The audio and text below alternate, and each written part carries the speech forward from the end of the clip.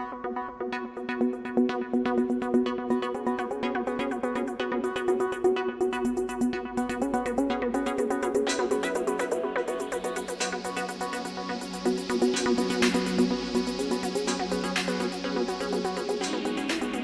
chào các bạn đã quay trở lại với kênh YouTube Ông Kính Đọc Truyện TV.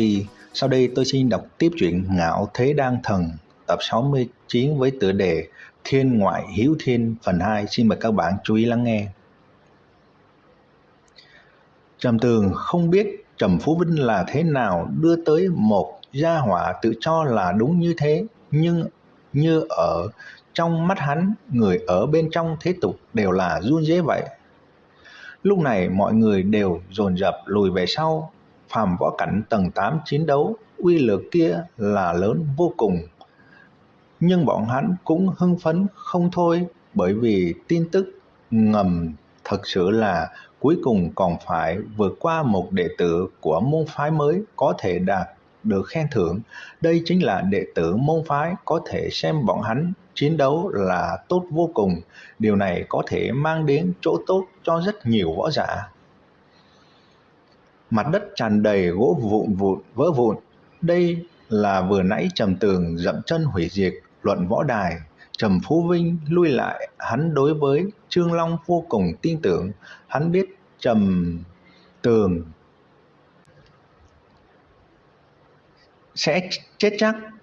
Đến thời điểm đó nhất định Trầm gia sẽ bị Dược gia chiếm đoạt. Quan hệ của hắn cùng những người Dược gia ở trong môn phái sẽ càng trở nên tốt hơn. Xem ra tuổi ngươi lớn hơn ta rất nhiều. Ngươi cho rằng như vậy thắng ta sẽ rất hào quang sao? Ta năm nay mới 16 tuổi thôi. Trầm Tường ngoài cười nhưng trong không cười nói. Hắn không nói, mọi người vẫn đúng là không chú ý đến tuổi tác của hắn. Nghĩ đến chuyện này, trong lòng mọi người đều thầm than, người ta mới 16 tuổi đã như vậy, chính là thiếu niên cường giả danh chấn một phương. Vậy ta liền nhường ngươi một chiêu, ta đứng ở chỗ này bất động, một chiêu qua đi ta sẽ ra tay. Trương Long mới vừa đến, Trầm Phú Vinh nói cho hắn biết thực lực của Trầm Tường đại khái ở Phàm Võ Cảnh tầng 7, mà Trương Long là Phàm Võ Cảnh tầng 8 nên hắn rất xem thường Trầm Tường, huống chi đối phương còn là một luyện đan sư, đối với phương diện võ công nhất định sẽ không chăm thú, thực lực đương nhiên sẽ rất yếu.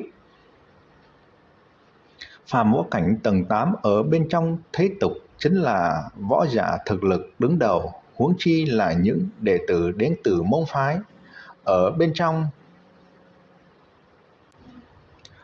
bên trong bọn họ hấp thu linh khí nồng nặc, ăn đồ vật đều là linh lương, đan dược, công pháp tu luyện chân khí cũng là tốt nhất, võ công càng là thế tục, không có cách nào so sánh.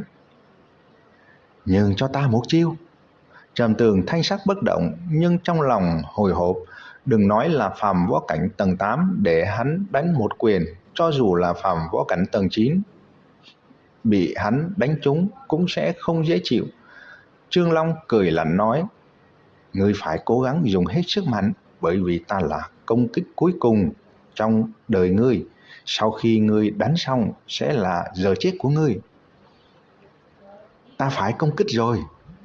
Trầm Tường lùi về sau vài bước, trong lòng mừng thầm không ngớt. Hắn không nghĩ tới sẽ có loại người ngu ngốc tự đại như vậy.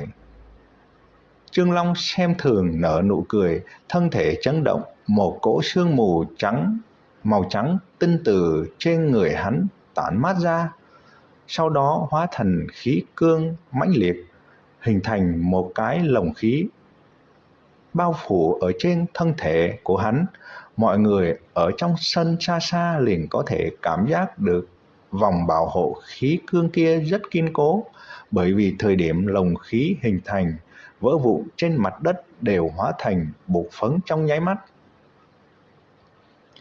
Hóa ra quả nhiên có chút môn đạo, nhưng trình độ này vẫn để cho ta thất vọng. Trầm Tường nghĩ thầm trong lòng, đồng thời vận chuyển Thái Cực Thần Công. điều động ngũ hành chân khí trong cơ thể. Lần trước hắn lấy thực lực phàm võ cảnh tầng 5 đánh bại Trầm Nhất Hàn, chính là dùng tới ngũ hành chân khí. Sau khi ngũ hành dung hợp hóa thành càn khôn lực, đây là lực lượng thái cổ lúc hỗn độn sơ khai, là sức mạnh mở ra toàn bộ thiên địa, uy lực có thể tưởng tượng được, mà càn khôn lực của Trầm Tường chỉ là trạng thái mô hình, nhưng cũng đã vô cùng đáng sợ. Lần trước hắn thi triển liền làm cho thân thể của hắn khó có thể chịu đựng, nhưng hiện tại không giống, hắn là phàm võ cảnh tầng 8, hơn nữa thân thể của hắn lại trải qua tiên ma đàm rèn luyện, đang chậm rãi lột xác thành tiên ma thân thể. Bây giờ thân thể của hắn sẽ có thể thừa nhận được càn khôn lực này. Đây là thực lực mạnh nhất của hắn rất ít sử dụng. Hắn thấy tên ngu ngốc trước người kia muốn chết như vậy, hắn cũng thành toàn đưa đối phương một đoạn đường. Thời điểm cho đối phương chết, biết cái gì gọi là thiên ngoại hiếu thiên. Ngũ hành chân khí rất nhanh bị Trầm Tường dung hợp lại cùng nhau, hóa thành càn khôn lực, tràn vào bên trong cánh tay hắn, nhưng không có tản mát ra bất kỳ khí tức. Lúc này Trầm Tường đã xông qua, thấy Trầm Tường lại đây, một điểm khí tức chấn động cũng không có. Khóe miệng Trương Long vung lên, tràn đầy xem thường cười lạnh. Tốc độ của Trầm Tường không phải rất nhanh, dù sao đối phương sẽ đứng ở nơi đó cho hắn đánh trên. Nắm tay hắn đã ngưng tụ ngũ hành chân khí, dung hợp thành càn khôn lực. Thiên hộ bảo sát quyền. Trầm Tường đi tới trước mặt Trương Long, đánh ra một quyền, trên nắm tay nhất thời hiện ra một hộ đầu nửa trong suốt, miệng hộ đầu lớn lên, trực tiếp xuyên phá vòng khí cương bạo hộ mà Trương Long vẫn lấy làm kiêu ngạo, đánh vào trên lồng ngực Trương Long. Trong nháy mắt, lồng khí kia bị phá tan. Trong lòng Trương Long cùng Trầm Phú Vinh chấn động mạnh, nhưng đã không còn kịp rồi. Nắm đấm hàm chứa sức mạnh thần bí kia của Trầm Tường đã đánh ở trên lồng ngực của hắn. Trong phút chốc, Trương Long chỉ cảm thấy một cỗ sức mạnh bàng bạc điên cuồng rót vào bên trong thân thể của hắn, dùng tốc độ nhanh nhất phá hủy mỗi một tấc trong cơ thể hắn. Đủ loại đau nhức ở trong thời gian ngắn ngủi xuất hiện bên trên thân thể của hắn. Sau đó hắn liền mất đi tri giác, vĩnh viễn biến mất ở trên thế giới này.